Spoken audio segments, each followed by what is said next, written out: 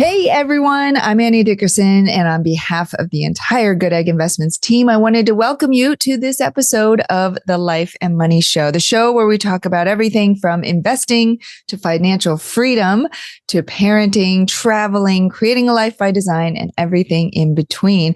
And of course, I'm here with my incredible co-host, Susan Elliott. Susan, why don't you start by sharing with everyone a little bit about what we're going to be talking about today?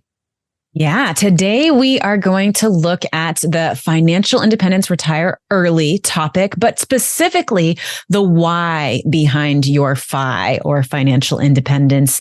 We're going to look a little bit, touch upon some other points with FIRE, but really we're going to dive deep into how to develop your why you even need a why, and the power of this in that journey. So I'm excited to dive in today.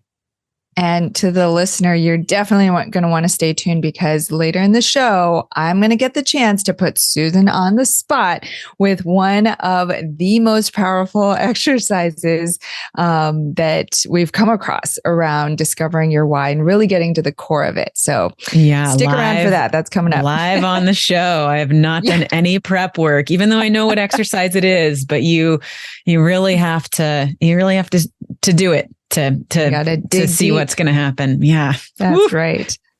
Well, speaking of which, before we dive in to all that we're going to talk about around FIRE and the why of FI, before we dive into all of that, just a quick note for all of you who are listening. If you are interested in investing alongside us, we have a number of opportunities available to you. And you may have seen, if you're on our email list, that we're starting to see some real good forward momentum toward closing on some of these deals. So the time is limited for you to get in with us.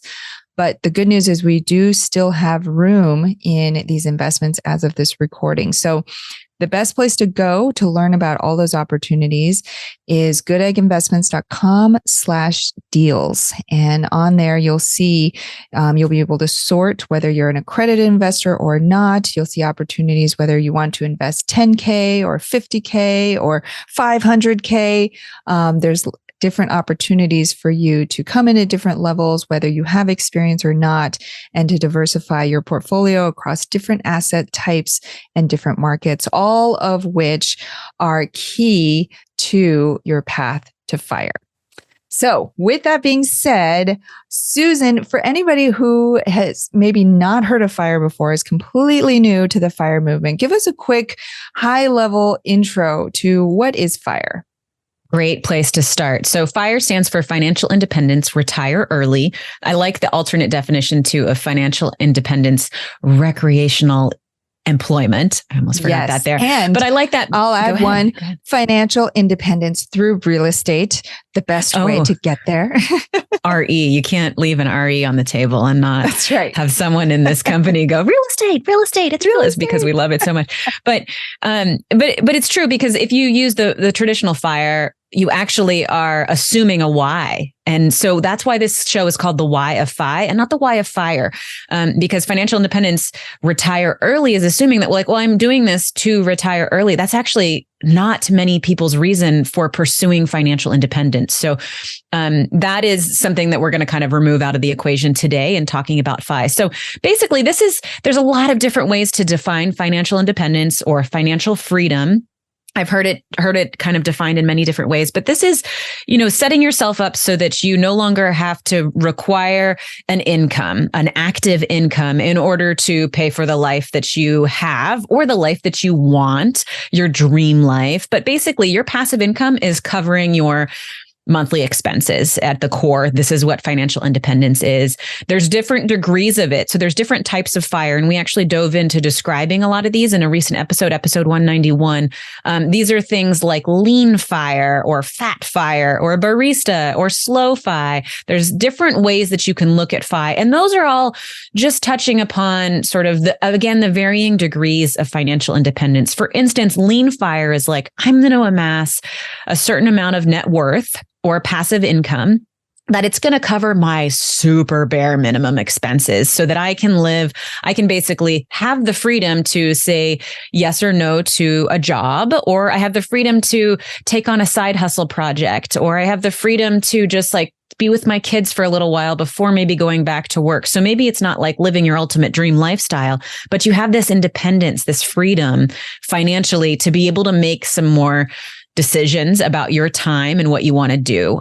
So the different types of FIRE also are helpful in defining what FIRE means to you or what financial independence means to you. Okay, well, that being said, shall we dive into this exercise that we've been teasing? I'm so excited to put you on the spot and see what comes out. For the listener, because you get to be on my side as we put Susan on into the spotlight here. So this exercise is a really powerful one for digging into your true why. Because as Susan said, most people, when you ask them, what's your big why? They'll say family or time or freedom or whatever it is. But what this exercise does is it really digs in deeper, because sometimes it's that might be a surface level thing, but it really goes deeper into things related to your upbringing or things related to your lineage or patterns that you're running, things like that. And so this really gets to the heart of the matter. We'll see. We may not go through the whole thing. We'll see how far we get, but this is called the 7 Whys exercise. YWHY, not WISE, although it does make you wiser in doing it. It's a very simple thing, and it's ideal if you can do this with a partner like we're doing it here on this show. However, if you don't have somebody you can do this with, you can always do it on paper. But it's important to reframe the question each time. So you'll hear me asking, I'm going to ask Susan, why is FIRE important to you? And she'll give her response. And then I'm going to take whatever that response is and reframe it and say, well, why is that thing important to you? And then she'll give me that why. And then it's very simple. We're just going to go 7 layers deep. And that 7th why, we're going to get to something that cuts through all the noise. It's going to be at the heart of why she's really pursuing FIRE. All right. Oof. So Susan, you ready? I'm a little nervous when you describe the whole thing. And also I could have just done this on my own and cheated before this and come up with really poignant examples and answers. Why didn't I do that? But it's because I think this is going to be a more authentic way. I'm actually looking forward to doing this than sitting and journaling about it, because it is pretty on the spot. And I will say, let's do it. If you do get stuck, that's okay. Because when I did this, I did it on paper the first time I did it. And I got stuck for a really long time around stage like number 5, 6, 7. I just couldn't think of any more whys. And I got really stuck until I kept thinking about it, kept reflecting on it. And I had a breakthrough moment. And I started sobbing because it really it got to the core. We'll see. What did I set myself up for? With this, but it was a really, really powerful moment. So, cool. All right, here we go. You ready? All right, I am. I guess I am. I did this to myself. So go ahead. Susan, let's start with why is FIRE or the pursuit of FIRE important to you? To have complete control over my time. I mentioned that earlier. That's the only why I've ever thought to be able to have control over my time. Okay. And why is it important to you to have control over your time, complete control over your time? Because it allows me to kind of pursue my deeper passions for how I want to serve this world and show up for my family, for my community, sort of. Like I want to be able to do whatever I want to do and not feel like, okay, this is getting a lot more deep, but maybe you can pull out what is the Isn't main this point fun, here. Right? We're only 2 levels in and it's already challenging, right? It's harder than it looks. Okay. So I think I've got a couple of points from there. So why is it important for you to be able to do what you want and to explore those passions that relate to the impact that you want to have and the time you want with your family? So why is it important for you to be able to do what you want to do? I want to, it's important to me because I believe that if I have the need, I always have the need to make money, I am going to have to say no to doing other projects in my life that don't make money. And these are where it seems like I can offer a lot to the world or grow my own interests and skills and capabilities. But there's this component of if I need to make income, I can't fully show up. Okay. See, now we're getting somewhere. So that was the third layer. So we're going to go a little deeper now. Okay. So why is it important for you to be able to pursue interests or passions, even if they don't make you any money? Okay. I think that we're all meant to be on this planet to make the world a better place for everyone around us, not just ourselves.